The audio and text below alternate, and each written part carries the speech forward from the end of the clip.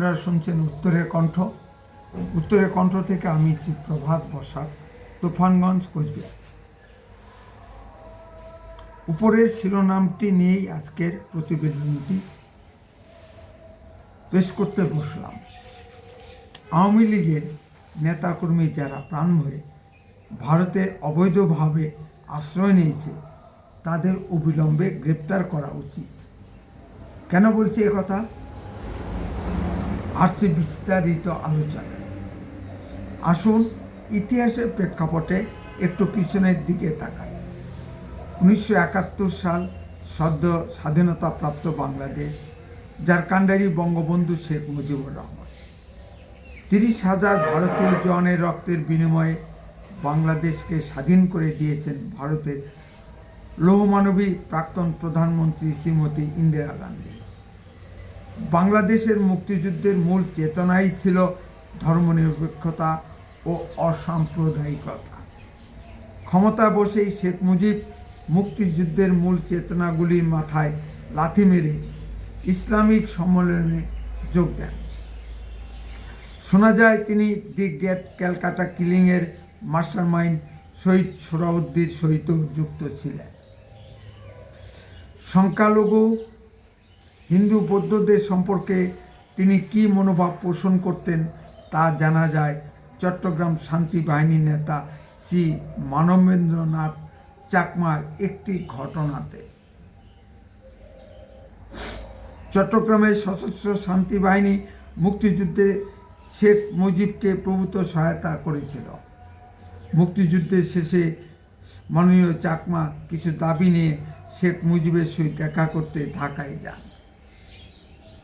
মাননীয় মানবেন্দ্রনাথ চাকমাকে দেখেই নাকি শেখ মুজিব হুঙ্কার ছেড়ে বলেছিলেন বৃহত্তর চট্টগ্রামকে হিন্দু বৌদ্ধ শূন্য করে দেওয়া হবে। এতেই শেখ মুজিবের মনোভাব পরিষ্কার হয়ে যায়। তারপর আসুন খন্দকার মোশতাক, জেনারেল জিয়া, জেনারেল এরশাদ ও খালেদা জিয়া বাংলাদেশে ঘোষিতভাবে হিন্দু বিরোধী তথা ভারত বিরোধী অবস্থান নিয়েছে। এবার আসুন শেখ হাসিনাকে নিয়ে একটু পর্যালোচনা করা যাক। 15 আগস্ট 1975 শেখ মুজিব সপরিবারে বিপদগামী সেনা অফিসারদের দ্বারা নৃশংসভাবে খুন হওয়ার পর শেখ হাসিনা ও শেখ রেহানাকে রক্ষা করেছিল ভারত। বিশ্বের কোনো মুসলিম দেশ কিন্তু শেখ হাসিনা ও শেখ রেহানাকে আশ্রয় দেয়নি। এবার আলোচনায় আসি, শেখ হাসিনা বাংলাদেশের ক্ষমতায় বসে হিন্দুদের সম্পর্কে কী ভাবনা চিন্তা করেছিল। শেখ হাসিনা 15 বছর বাংলাদেশের ক্ষমতায় ছিলেন। 15 বছর সময়টা কিন্তু কম নয়। তিনি প্রতি জেলায় জেলায় মডেল মসজিদ নির্মাণ করেছেন। এতে প্রায় 1500 কোটি টাকা ব্যয় হয়। তিনি কি হিন্দুদের জন্য একটি মডেল মন্দির নির্মাণ করেছেন? সম্মানীয় দর্শক, আপনাদের উত্তর কি বলে? ক্ষমতায় চিরদিন টিকে থাকার জন্য তিনি ক্রমাগত মুসলিম মৌলবাদীদের উৎসাহ দিয়েছেন। তার মদতেই বাংলাদেশে ইসলামী মৌলবাদীদের এত বাড়বাড়ন্ত। এত করেও কিন্তু তিনি টিকে থাকতে পারেননি বাংলাদেশের শাসন ক্ষমতায়। শেখ হাসিনার অনুগামী আওয়ামী লীগের নেতারা বহু হিন্দু বৌদ্ধদের সম্পত্তি জোরপূর্বক দখল করেছে। বহু আওয়ামী লীগের নেতাকর্মী হিন্দু নারী ধর্ষণে অভিযুক্ত। শেখ হাসিনার রাজত্বকালে যে সাম্প্রদায়িক দাঙ্গাগুলি হয়েছে তার কোনোটারই তিনি বিচার করেননি, সব ধামাচাপা দিয়েছেন।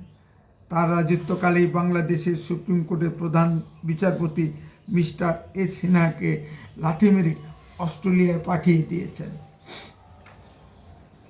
বান্দরবনের একটি বৌদ্ধ মঠ এক আওয়ামী লীগ নেতা জোরপূর্বক দখল করেছে। বৌদ্ধরা বারবার শেখ হাসিনার কাছে নিবেদন করলেও তিনি কিছুই করেননি।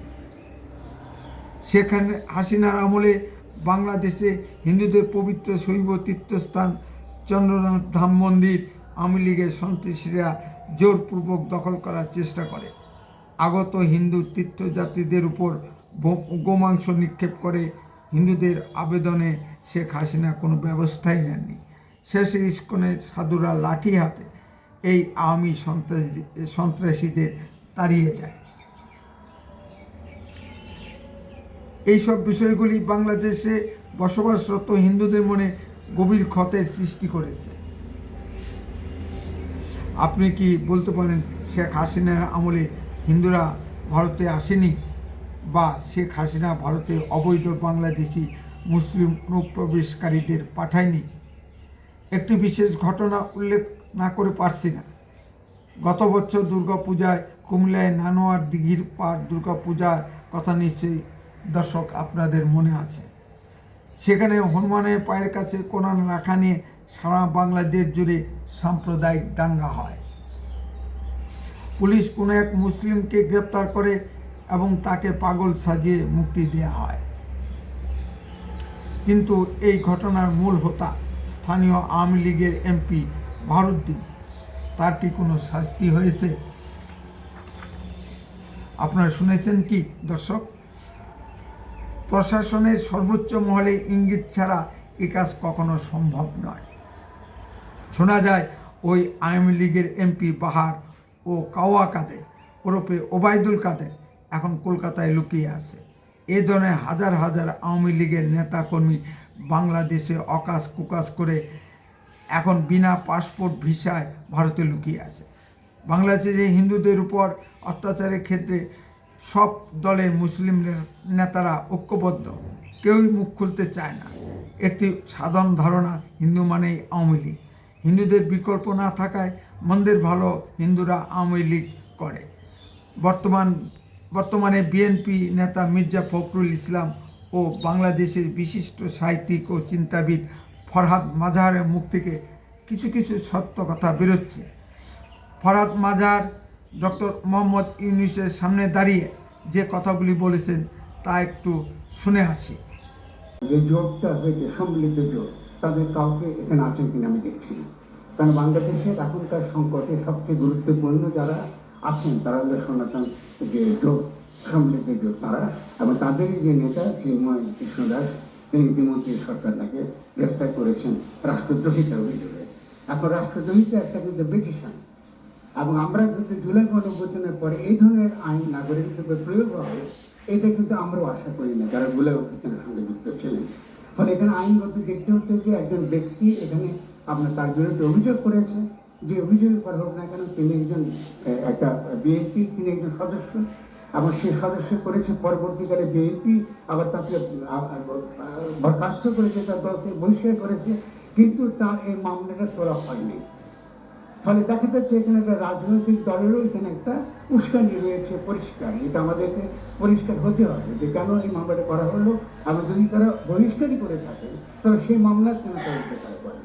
ফলে আমাদের কাছে প্রশ্ন এসে গেছে যারা আমরা জুলাই অভ্যুত্থানে ছিলাম, এবং আমাদের উপদেশের মধ্যে অনেকে আছেন তাদের জীবন ঝুঁকি নিয়ে আমাদের কাছে বলেছে। ফলে যারা বাংলাদেশকে অস্থিতিশীল করছে এটা কিন্তু বাংলাদেশের ভেতরে, আমি কলকাতার কি তাদের যে একটা অত্যন্ত নিম্ন শ্রেণীর আপনি কি বলে গণমাধ্যম কী প্রচার করছে এটা ইভিলে নেবেন আমাদের জন্য। আমরা জানি যে ভারতের যে তাদের যে সত্যিকারে যারা তার সিদ্ধান্ত গ্রহণ করেন তাদের ব্যাপারটা ভিন্ন রকম। ফলে আজকে এখানকার যে বিভিন্ন ধর্মের সঙ্গে সম্পর্কের প্রশ্নটা একই সঙ্গে একটা ভূরাজনৈতিক প্রশ্ন হয়ে উঠেছে, আমি এটা বাংলাদেশের জন্য অত্যন্ত বিপজ্জনক। এবং আমি অত্যন্ত ক্ষোভের সঙ্গে এটা বলবো যে আমাদের এই ব্যাপারটা হ্যান্ডেল করাটা, এটাকে এনগেজ করাটা, যারা আমাদের দুঃখ পেয়েছেন কোনো কারণে মনে করছেন তাদের নাগরিক মানবিক অধিকার ক্ষুণ্ণ হয়েছে, তাদের সঙ্গে কথা বলবার জন্য আমরা রয়েছি নাগরিকরা, আমরা এই গণ অভ্যুত্থানের দ্বারা যুক্ত, আমরাই রয়েছি তাদের সঙ্গে কথা বলার জন্য। সেই ক্ষেত্রে যদি আইনের দ্বারা, ব্রিটিশ আইনের দ্বারা একজন নাগরিককে, এবং তিনি একজন সন্ত, এর আগে এখানকার সনাতন ধর্মাবলম্বীদের বিভিন্ন রাজনৈতিক দল বিভিন্নভাবে ব্যবহার করেছে, এবং তারা সেই বিভিন্ন ব্যবহারের থেকে তারা বেরিয়ে এসে তারা আজকে এই ছাত্রদের এই আন্দোলনের সমর্থন দেওয়ার জন্য তারা নৈতিকভাবে যেমন তারা তৈরি, একই সঙ্গে সরকারকে তারা সমর্থন দেওয়ার জন্য তৈরি। ফলে আমি আপনার কাছে বিনীত হয়ে জানতে চাই আমাদের মাননীয় প্রধান উপদেষ্টার কাছে যে কী করে আজকে চিন্ময় দাশগুপ্তকে, চিন্ময় কৃষ্ণ দাসকে এখানে আপনার গ্রেফতার করা হলো, তার আইনি ভিত্তিতে কী ছিল, এবং একই সঙ্গে তার নৈতিক এবং অন্যান্য ভিত্তি আন্তর্জাতিক মানবাধিকার, তাদের সমাবেশ করার অধিকার আছে, তাদের কথা বলার অধিকার আছে। এবং আমি নিজে ব্যক্তিগতভাবে চিন্ময়ের সঙ্গে কথা বলেছি এবং আমার তাকে কোনোভাবেই বাংলাদেশের রাষ্ট্রদ্রোহী বলে মনে হয়নি। তাদের কিছু অভিযোগ আছে এবং এর আগে বিভিন্ন রকম রাজনৈতিক দলগুলো তাদেরকে ব্যবহার করেছে, অত্যন্ত খারাপভাবে ব্যবহার করেছে। এই মানুষটি সেই ব্যবহার থেকে বেরিয়ে এসে, যেহেতু সে একটা সন্ত, একজন সাধু, তিনি এসে চেষ্টা করছেন সকলের সঙ্গে মিশে এটা করতে পারে। তার কোনো কোনো কথার মধ্যে আমাদের হতে পারে, আমরা দ্বিমত করতে পারি, অমত করতে পারি, তর্ক করতে পারি, কিন্তু অবশ্যই তিনি বাংলাদেশের রাষ্ট্রদ্রোহী, বাংলাদেশকে ধ্বংস করতে চান, এরকম কোনো রকম তৎপরতার সঙ্গে যুক্ত আছে। এটা আমার কাছে কোনো প্রমাণ নেই, অন্তত আমার কাছে নেই। যদি আমাদের স্বরাষ্ট্র মন্ত্রণালয়ের কাছে থাকে, আমি আনন্দের চিত্তে এটা দেখব। তো আমি মনে করি এই যে একটা বড় বিপদের মধ্যে আমরা বাংলাদেশকে ফেলে দিয়েছি, এই বিপদটা আমরা উদ্ধার পাওয়াটা এখন অত্যন্ত গুরুত্বপূর্ণ। আপনি যে ভাবমূর্তি নষ্ট হয়েছে আমাদের, আমি অত্যন্ত দুঃখের সঙ্গে কথা বলছি। এতগুলো মানুষ মারা গেছে, এতগুলো ছেলে পঙ্গু হয়ে গেছে, সেখানে আমরা এখানে বাংলাদেশকে একটা জঘন্য দেশ হিসেবে, যেখানে সংখ্যালঘুরা নিরাপদ নয়, এইভাবে আমরা আমাদের কাছে সারা পৃথিবীতে আগে বেড়া হচ্ছে। অর্থাৎ এই ধরনের লোকদেরকে, চিন্ময় যিনি সন্ত, তাকে নিয়ে আজকে সারা পৃথিবীকে বলতে পারতাম যে বাংলাদেশের সংখ্যালঘুরা আপনার মতো আপনার অনিরাপদ নয়, তাদের উপর যে নির্যাতন হয়েছে, নিঃসন্দেহে সেই নির্যাতনে একটা অবশ্যই তার একটা বিহিত হবে। এখানে দেবত্ব সম্পত্তি দখল দিচ্ছে আওয়ামী লীগের আমলে। এখানে আমি জানি যে আরও যারা আছেন, বৌদ্ধ আছে, বিভিন্ন বৌদ্ধ মহাটাকে বৌদ্ধ কথা বলা আছে, এগুলো তো দখল হয়েছে এর আগে সরকারের আমলে। তো এই সরকার তো উচিত ছিল এই যে বিষয়গুলো, যেগুলো তারা আন্তরিকভাবে হাজির করার চেষ্টা করছে, এটা মনোযোগ দিয়ে শোনা। তো আমি বিনীতভাবে অনুরোধ করবো। তাছাড়া একটা কথা বলি, মাজার ভাঙ্গা হচ্ছে, মাজার ভাঙ্গা হচ্ছে। যারা মাজার ভাঙতে, আমি গত কয়েকদিন মাজার ভাঙা হয়েছে, একটা পর একটা মাজার ভাঙা হয়েছে, একদম ইসরায়েলি নীতি। ইসরায়েলও কিন্তু যেটা করে দক্ষিণ আপনার ওয়েস্ট ব্যাংকে, যে এখানকে ইসলামের যে ইতিহাস, চারটি ইতিহাসে পীর মুর্শিদ ওলি আউলিয়ারা তারা যে ভূমিকা রেখেছে, সে ঐতিহ্যকে মুছে ফেলা, ইতিহাসকে মুছে ফেলা, স্মৃতিকে মুছে ফেলা। শাহবানের মাজারকে ধ্বংস করা হয়েছে, এবার একটা পর একটা মাজার ধ্বংস করা হচ্ছে, কিন্তু এই সরকারের দিক থেকে আমরা কিন্তু কোনো প্রকার সত্যিকারের শক্ত কোনো অবস্থান দিচ্ছি না। যারা মাজার ভেঙেছে, আমি স্বরাষ্ট্র মন্ত্রণালয় থাকলে প্রশ্ন করতাম, তারা যারা ভেঙেছে তাদের বিরুদ্ধে কোনো মামলা হয় না, তাদের কাউকে কেউ গ্রেফতার করা হয় না। তাই এটা তো চলতে পারে না রাষ্ট্রীয়ভাবে। তো আজকে আমরা যে জায়গায় পৌঁছেছি, আমি এখানে যারা হাজির হয়েছে, মূলত যারা স্টেক হোল্ডার, যারা মূলত দাবি তুলছেন যে তাদের যে সকল অধিকার রয়েছে, তারা নাগরিক অধিকার আছে, মানবিক অধিকার আছে, সমাবেশ করার অধিকার আছে, অনেক ক্ষেত্রে আমাদের সঙ্গে তাদের একমত নাও ধন্যবাদ। কিন্তু আলোচনা করবো একটা পরিবেশটা তৈরি করার জন্য আমি শুধুমাত্র বিনীত অনুরোধ জানাবো যে চিন্ময় কৃষ্ণ দাসের বিরুদ্ধে সত্যিকারের কোনো অভিযোগ না থাকে, প্রথম কাজ হচ্ছে তাকে মুক্তি দেওয়া, তাকে জামিন না। বাংলাদেশ থেকে যারা আমার ভিডিওটি দেখছেন, দয়া করে একটু কমেন্ট করে জানাবেন। যদি ভুল বলে থাকি, নিশ্চয়ই সংশোধন করে নেব। তাই ভারত সরকারের কাছে দাবি রাখছি, যারা বৈধভাবে রাজনৈতিক আশ্রয় নিয়েছে, তাদের বাদ দিয়ে অবৈধভাবে আশ্রয় নেওয়া আওয়ামী লীগের নেতাকর্মীদের এখনই গ্রেপ্তার করা হোক। আমরা মনে করি শেখ মুজিব বা হাসিনা ভারত বন্ধু, কিন্তু আসলেই কি তাই? আমাদের বুঝতে হবে ইসলামী রাজনীতির মনস্তত্ত্ব।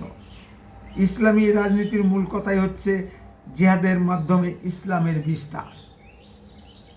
এ কারণে মুসলিম রাজনীতিবিদরা কখনোই ধর্মনিরপেক্ষ হতে পারে না। সম্মানীয় দর্শক, আপনাদের নিশ্চয়ই দেখেছেন আমাদের রাজ্যের গুরুত্বপূর্ণ মন্ত্রী জনাব ফিরহাদ হাকিমের বক্তব্যগুলি। রাজ্যের গুরুত্বপূর্ণ মন্ত্রী হয়ে তিনি কিভাবে হিন্দু বিদ্বেষী মনোভাব প্রকাশ করেন। আসলে সব মুসলিম রাজনীতিবিদদের লক্ষ্য এক, ইসলাম বিস্তার। ইসলাম বিস্তারের জন্য মুসলিম রাজনীতিবিদ ও বুদ্ধিজীবীরা যে কোনো ধরনের কাজ করতে পারে, ইসলামের ইতিহাস তাই বলে। সুতরাং শেখ হাসিনাও তার ব্যতিক্রম নয়। উত্তরের কণ্ঠ সর্বদাই বাস্তব ও সত্য কথা বলে। আরও এই ধরনের ভিডিও পেতে দয়া করে এক্ষুনি এই চ্যানেলটিকে সাবস্ক্রাইব করুন। আপনার মূল্যবান মতামত কমেন্টে লিখুন। বেশি বেশি করে লাইক শেয়ার করে সকলকে দেখার সুযোগ করে দিন। উত্তরের কণ্ঠ দেশের কথা বলে, দশের কথা বলে। আপনারা চোখ রাখুন উত্তরের কণ্ঠের পর্দায়। বন্দে মাতরম, ভারত মাতা কি জয়।